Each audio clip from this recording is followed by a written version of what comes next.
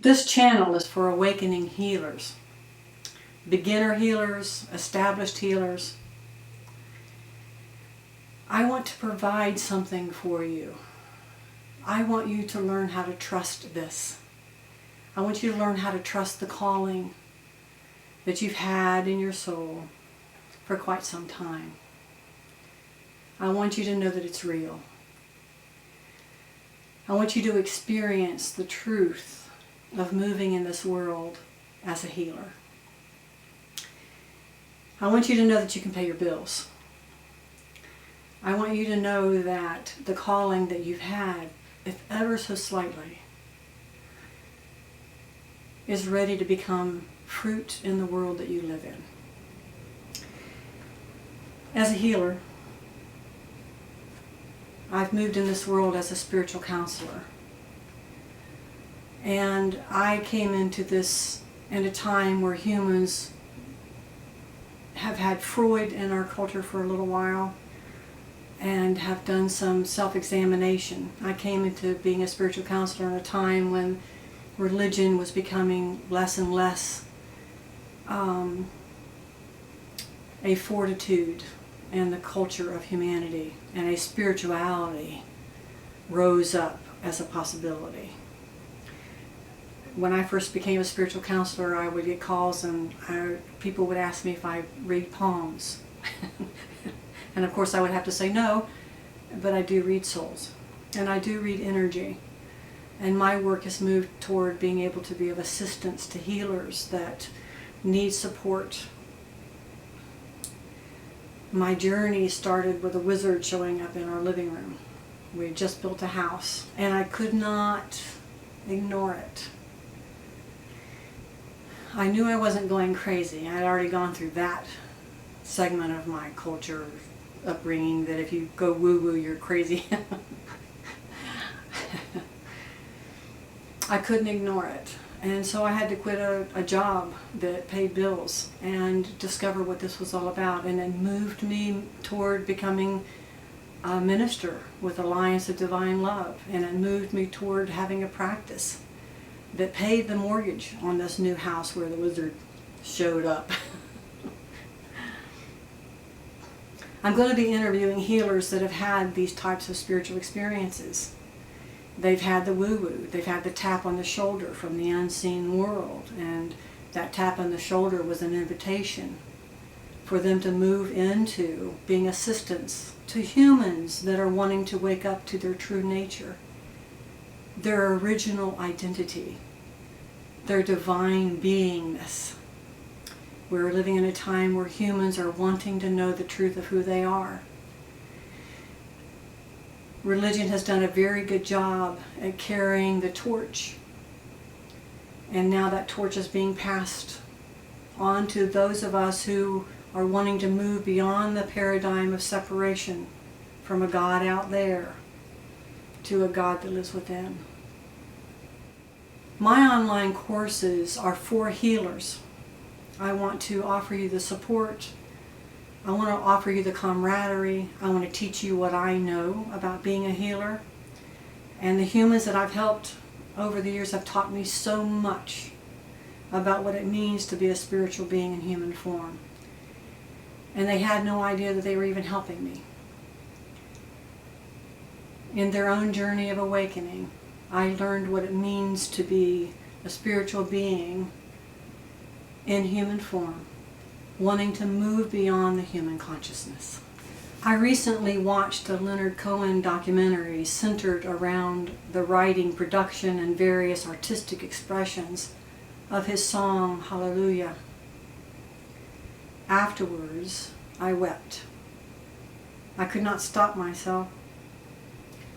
I was confused by it, but I allowed myself the grace to go with it. My eyes shut. I began to see the audience images in the documentary. And then I wept even harder. What I saw was a humanity hungry for a spiritual home. What I saw was a yearning to live a deeper reality than what the physical world or organized religion could offer. What I saw was delight in the possible connection to something that was larger than ourselves. I wept because I had experienced a mystical connection to that something in a meditation earlier that day. And though I don't meditate every day, on this day, my heart was broken wide open with the desire for all of humanity to know that feeling of connection. I know that there is a yearning within all of us. Anthropologists will tell us that every culture that has ever been studied has an active spirituality aspect to it. Humans want to experience the mystical. There's a mystery, and we know it. That mystery was turned into religion, and that's okay. As I said, religion carries the torch. Over centuries, it has carried the torch. And now the divinity that lives within us is beginning to be discovered. The God out there is becoming the God within. Humans on a mass scale are becoming desperate enough to go within and locate a spiritual self who has waited loyally for our return. The world needs more spiritual healers.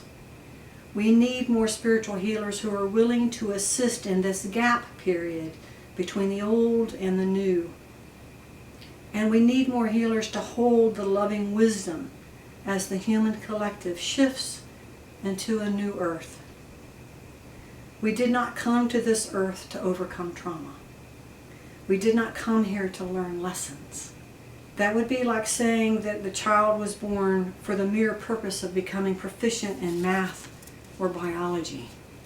We came here to advance our souls so that we can live the embodiment of spiritual beings in human form. We came to paradise. We became physical and immediately forgot our divine identity because there were not enough humans. I call them tall people. There were not enough tall people to show us what it meant to be a divine being in human form. That is changing. And the work that the healers are doing in this world is going to create more tall people to assist the child, to assist the adolescent, to assist the adult human, to know the truth of their original identity as spirit beings in human form. We become who we came here to become on our way of becoming who we came here to become. It's been prophesied generation after generation after generation by so many spiritual traditions that the time we're living in now, this time of chaos, this time of agreement, there is a deep agreement that is happening in this web of healers and awakening adults, awakening humans, while at the same time we have these children that are coming into the human culture that are so far advanced than what I was when I got here. All of this is happening at once so that the fruition of what is possible in human form can be made manifest in physical form. It is an amazing time. These healers are not perfect. And if you're a healer waiting to be perfect before you begin this work, you're going to let another lifetime pass you by. It can't happen. I say that until I'm like Jesus, doing what Jesus did, and until I am absolutely living the Buddha philosophy, I ain't done. So we're imperfect, perfect human beings in spirit form, as healers, doing the work that we're being called to do. I'm going to provide what Spirit has taught me, what Spirit is teaching me. I'm going to provide what I've learned from the humans I've worked with. I'm going to provide what my own journey has taught me. Like so many healers, I had to have a couple of 2x4s upside my head. Those 2x4s got me to the gold. The wizard was a nice 2x4. The others, not so much. I've worked with a lot of healers who almost gave up. And they didn't. But they could have. I'm going to leave the comment section open. I want to do that because I want us to have conversation. There are people who are not ready for this information. I'm going to ask that you do not engage in any adversarial conversations. Just let it go. I really do think that a form of higher consciousness, the almost utmost higher consciousness, is having the ability to keep your mouth shut. So I lovingly ask that you keep your mouth shut and engage. Take what you can and leave the rest. My spirit is your spirit. I'm here for you.